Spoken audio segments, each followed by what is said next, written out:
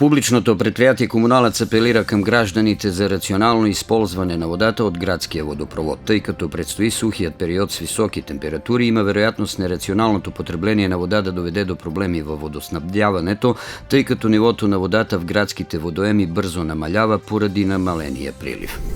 Од следващата учебна година в гимназијата Свети Кирил и Методи ще се открие паралелка профил икономически техник. С подробностите директорот на училиштето Братислав Стаменов.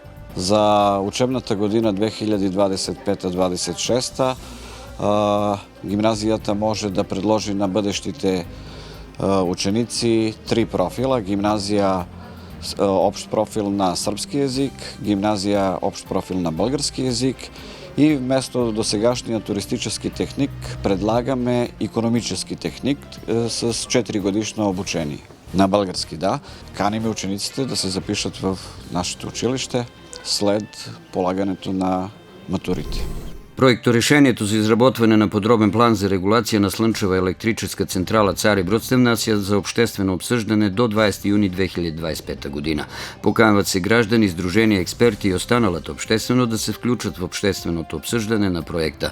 Предложенија и возраженија на граждани и други учасници во обштественото обсъждане могат да се подават по електронната пошта на адрес opstinskoveце@dimitrovgrad.rs или по поштата на адрес Балканска 2 или лично в деловодството на општина Цариброд најкасно до 20 јуни до 11 часа. След приклучване на обштественото обсъждане, општина Цариброд ще анализира всички предложенија и возраженија на учасниците во обштественото обсъждане и воз основа на това ще изготвили доклад којто ще бъде публикуван на сајта на општина Цариброд в 15-дневен срок од приклучване на обштественото обсъждане.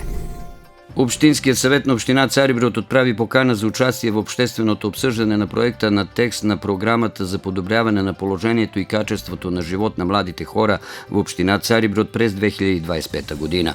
Обштественото обсъждане продолжава до 20 јуни, като право на участие имат всички физически и юридически лица. Програмата на обштественото обсъждане с работните текстове на проекторешенијата е публикувана на таблото и сајта на општината. Забелешките и предложенијата се подават по имейл на адрес opstinskoveце@dimitrovgrad.rs, по поштата или в деловодството на општината најкасно до 20 јуни до 12 часа. След приклучване на обштественото обсъждане, општина Цариброд ще анализира всички предложенија, возраженија и предложенија на учасниците во обштественото обсъждане и воз основа на това ще изготви доклад за проведеното обштествено обсъждане, којто ще бъде публикуван на сајта в 15-дневен срок од приклучването на обштественото обсъждане. Министерството на земеделието, горите и водите објави публична покана за подаване на зајавленија за реализиране на правото на насрчване в животновъдството на пчелен кошар за 2025 година. Подаването на зајавленија продолжава до 20 јуни и се извршва само по електронен път чрез платформата e-Аграр. Право на стимули в размер на 1000 динара на кошер пчели могат да получат юридически лица, предприемачи и физически лица, собственици на агростопанство. Текстът на поканата е публикуван на сајта на Управата за аграрни плащанија.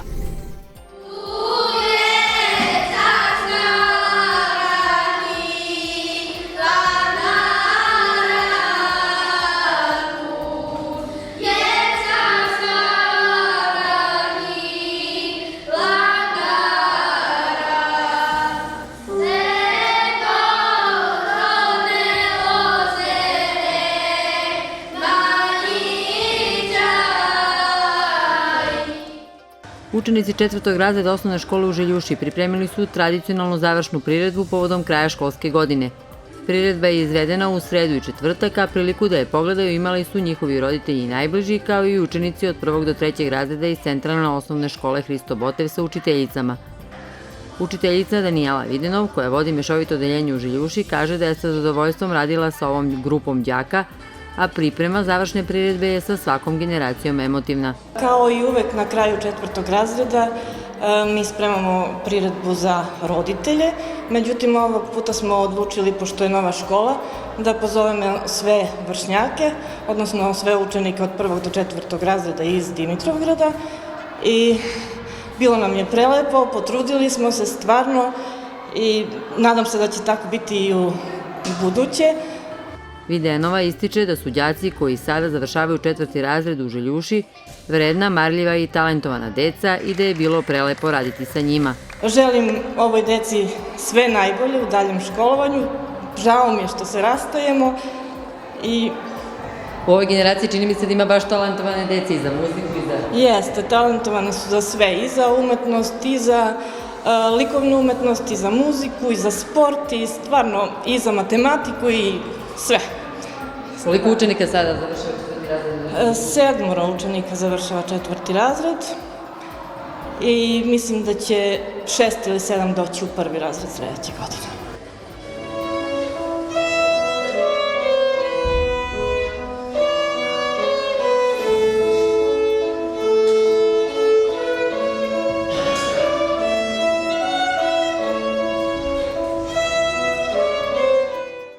Zadovoljna zalaganjem svih svojih učenika, učiteljica im je poželjela prijetan letnji raspust i sve najlepše u daljem školovanju. Što se tiče završne priredbe, Videnova je naglasila da su četvrtaci vredno radili kako bi se gostima predstavili u što boljem svetlu, te se nada da su gosti uživali u programu.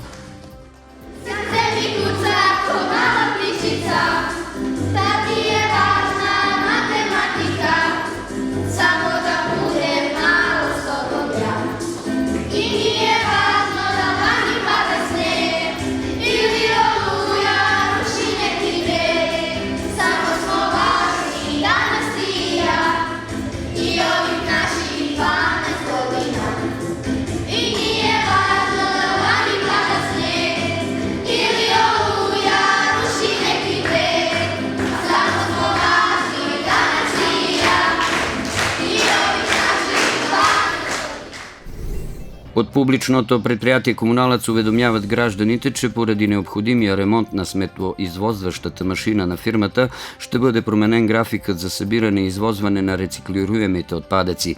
Извозването на отпадъците ще се извършва в рамките на 2 седмици, като в района на крајградските селища в понеделник, а в района на града във вторник. Првият срок за събиране и извозване на рециклируемите отпадъци ще бъде 16 и 17 юни.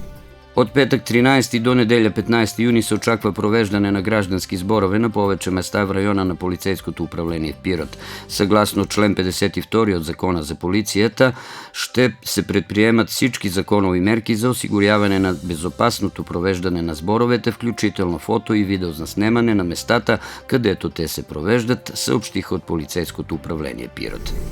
Последния петия кръг от плей-офите на първенството в зона Исток футболистите на Балкански в събота 14 юни на спортен комплекс Парк приемат Рудар 1934 Майданбек. Срещата ще се играе от 17 часа и 30 минути. Преди този кръг Балкански продължава да е трети във временното класиране с 49 точки, докато гостите им са 6 с 35 точки в актива.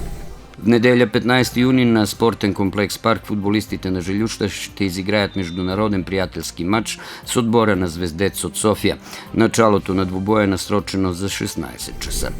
Утре времето ще е предимно слънчево, вятъра ще е до умерен от север и северозапад.